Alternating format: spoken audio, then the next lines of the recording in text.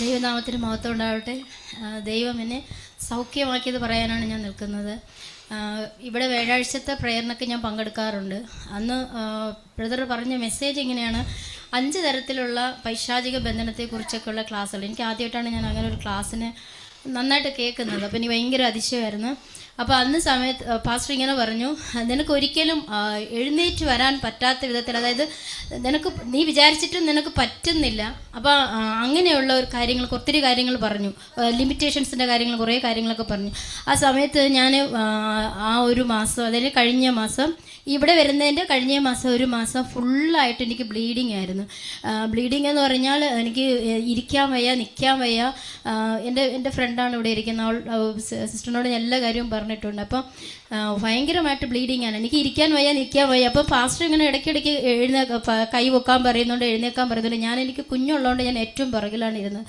ആ സമയത്തും ഒരു പരിധി കഴിഞ്ഞ് നിങ്ങൾക്ക് ഒന്നും ചെയ്യാൻ പറ്റാത്തവർ എഴുന്നേൽക്കാൻ പറഞ്ഞു. അപ്പം വേറെ ആരും എഴുന്നേറ്റില്ല. ഞാൻ ഏറ്റവും പുറകിൽ നിന്നിട്ട് ഞാൻ അങ്ങ് എഴുന്നേറ്റു. എന്തോ വരട്ടെന്ന് പറഞ്ഞ് അങ്ങ് എഴുന്നേറ്റ്. കാരണം എനിക്ക് ആ ബ്ലീഡിങ് എന്ന് പറയുന്ന കാരണം എനിക്ക് അനങ്ങാൻ പറ്റത്തില്ല. അങ്ങനെ പതുങ്ങിയിരിക്കുന്ന സമയത്താണ് പാസ്റ്റർ ഇങ്ങനെ പറഞ്ഞത്. ഞാൻ ആ സമയത്ത് പാസ്റ്റർ എന്നോട് ഇവിടെ നിന്ന് പറഞ്ഞു, നിനക്കിന്ന് പൂർണ്ണ വിടുതലാണെന്ന് എന്നോട് പറഞ്ഞു.